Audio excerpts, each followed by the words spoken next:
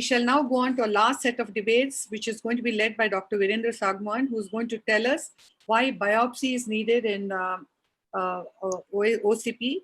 And he is going to be countered by Dr. Bhaskar Srinivasan, who's a senior consultant cornea services from Shankar Netralaya, with his breakthrough contributions in managing corneal disorders, who's going to talk on clinical diagnosis is sufficient.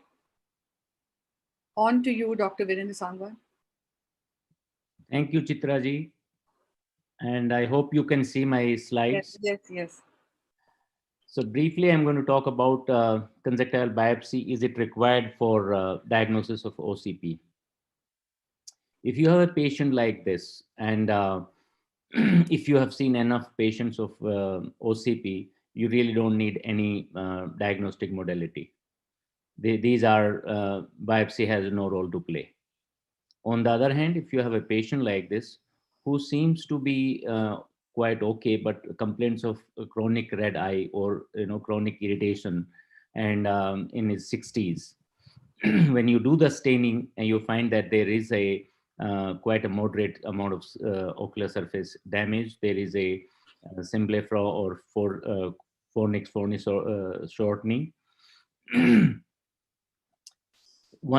Another extreme example, this is a young man presented with acute redness in both eyes, and these were the oral ulceration.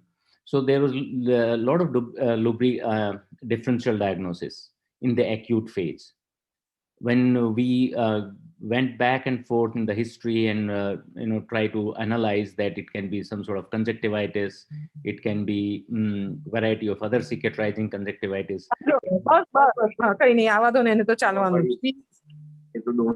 Hello. Yes. Sorry for the.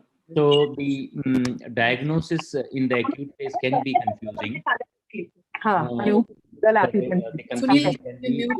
EM minor or SJS, may not be that easy to make a distinction, even with the experienced person.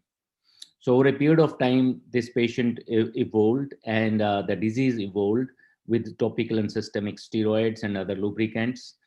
Finally, we diagnosed it as, we started thinking that can it be an acute manifestation of mucous membrane pemphigoid? And with the conjunctival biopsy, with the direct immunofluorescence, confirmed that diagnosis, and he had received immunosuppression, systemic immunomodulation, and on Proslens did well. He did have episodic conjunctival inflammation, but that were managed. Another case, very subtle, not very obvious signs of OCP, but it is a biopsy-proven OCP and received oral immunosuppression and doing very well.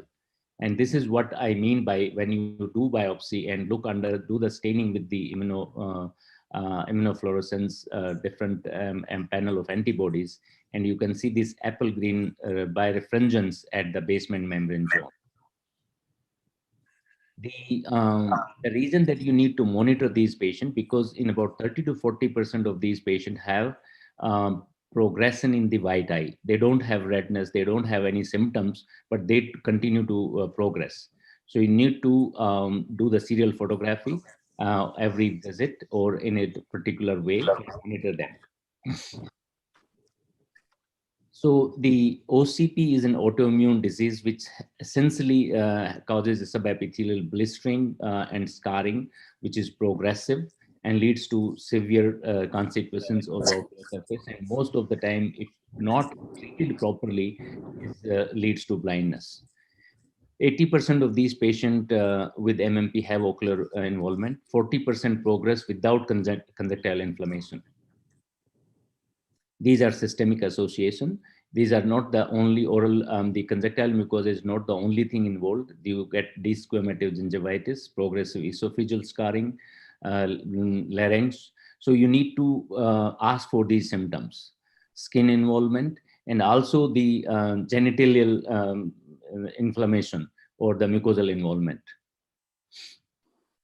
This primarily pathology here is there is a particular component of the basement membrane zone called alpha 4 beta 6 integrin, against which the autoimmune antibodies, which consist of IgG, IgA, or complement, get deposited, and that creates a series of inflammatory process over a period of time. And the essential to the diagnosis is doing the biopsy, conjunctival biopsy. But the problem with the biopsy, and here you are seeing the whole process, taking the biopsy, harvesting the conjunctival biopsy, putting in OCT, and then SNF freeze in the liquid nitrogen, then it's taken to the lab, and in a cryostat machine, you make sections 4 to 5 micron, and then do the staining with the a panel of antibodies, which is labeled with fluorescein. So that is why it's called direct immunofluorescence. And there is another technique to improve the sensitivity called immunoperoxidase staining. And you look under a microscope with the immunofluorescence microscope for an apple green reaction, apple green deposition at the basement membrane zone. The question whether you should do biopsy or not is really important. In most cases, where clear-cut diagnosis you may not need. When in doubtful cases, in early stages, you would need biopsy. Another reason for biopsy is the treatment for this condition is systemic immunosuppressive. So if you are going to commit someone on a serious medicines for a long term, you need a good tissue diagnosis. So the positivity is hyperfluorescent BM at the BMG, especially these 3 antibodies, IgG, IgM, and C3 complement. The rate of positivity, that's a problem because unless you have a good lab who are experienced in dealing with the small biopsy and doing the staining and interpretation, and to my knowledge, the best lab what we have at LVP is the best suited for dealing with this kind of material. A general pathology lab or renal pathology lab, they won't be able to deal with this kind of tissue. So positivity is 20 to 67% with immunofluorescence, and it can be up to 83% with the immunoperoxidase staining. And negative biopsy does not rule out the disease.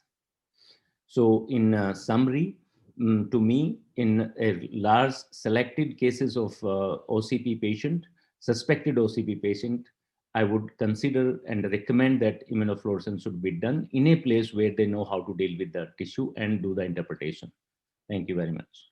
Thanks so much, Dr. Viren Sangwan, for a wonderful talk.